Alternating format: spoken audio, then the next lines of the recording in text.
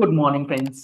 GST platform के YouTube channel में आप सभी का स्वागत है। जी हाँ फ्रेंड्स, जीएसटी के अंदर एक बेहद इंपॉर्टेंट रिलीफ नोटिफिकेशन जो है वो इशू किया गया है। और उस नोटिफिकेशन के अंदर जो रियायत दी गई है, जो रिलीफ दिया गया है, वो आपको 24-25 के अंदर एनुअल रिटर्न में और रिकंसिलिएशन स्टेटमेंट में जो है वो नजर आएगा। जुड़े रहिएगा इस वीडियो के एंड तक। आपको एक एक पॉइंट, एक एक एनालिसिस इस पर्टिकुलर अमेंडमेंट से रिलेटेड समझ में आ जाएगा और इसका इम्पैक्ट कितना बड़ा पड़ने वाला है आपको अपनी रिटर्न फाइलिंग में, वो भी पूरा अच्छा से समझ में आएगा। तो हुआ क्या है चेंज, और पहले क्या था प्रोसेस और क्या था प्रोविजन।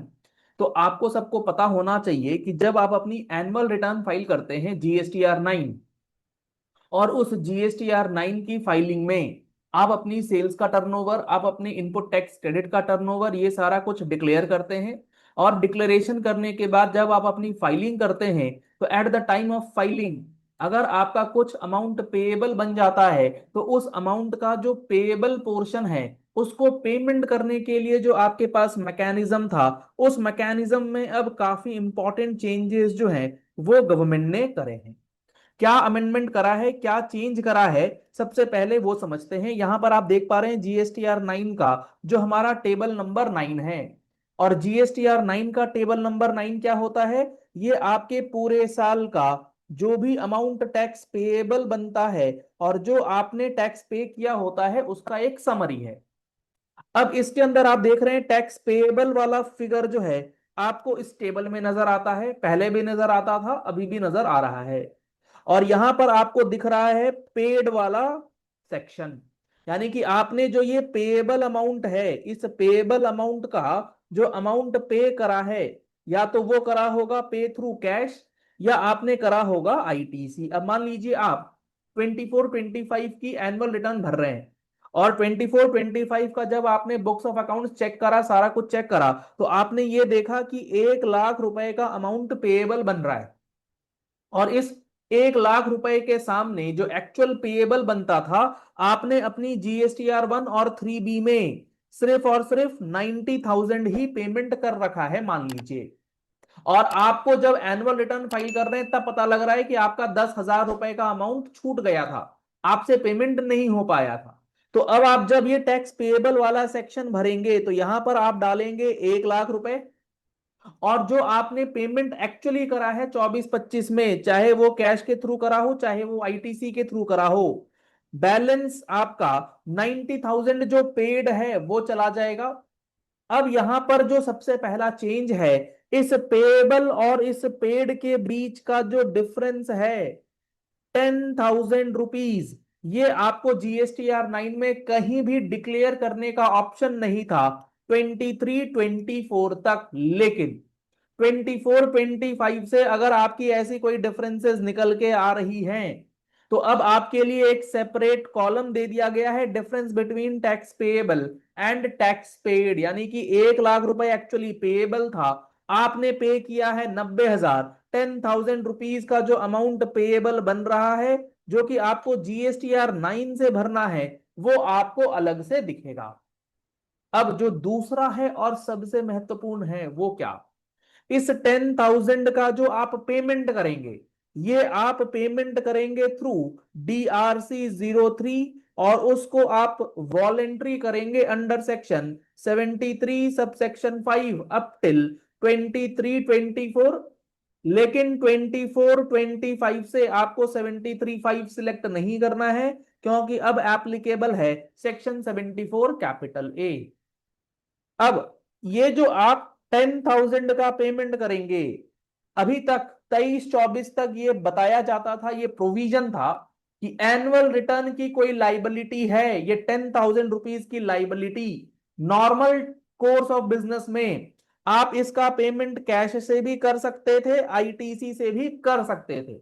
लेकिन जब आप इन एनुअल रिटर्न के केसेस में DRC 03 को फाइल करते time reason for payment select करेंगे, रिकंसिलिएशन स्टेटमेंट या एनुअल रिटर्न, तो आपको ITC का प्रोविजन जो है वो अलाउ नहीं था। आपको सिर्फ और सिर्फ 10,000 रुपीज का पेमेंट ही कैश में करना ही पड़ेगा। ऐसे प्रोविजंस थे, गवर्नमेंट ने 23-24 तक ये बातें बता रखी हैं।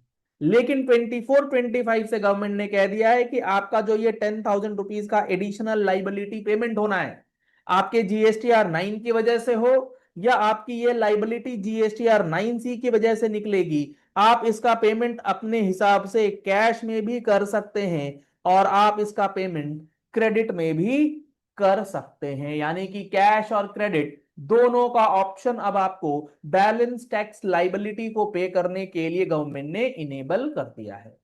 अगर आपका इनपुट टैक्स क्रेडिट का कोई रिवर्सल निकलता है, उसको भी अब आप ITC हो या कैश हो, दोनों में से किसी भी मोड से पेमेंट कर सकते हैं।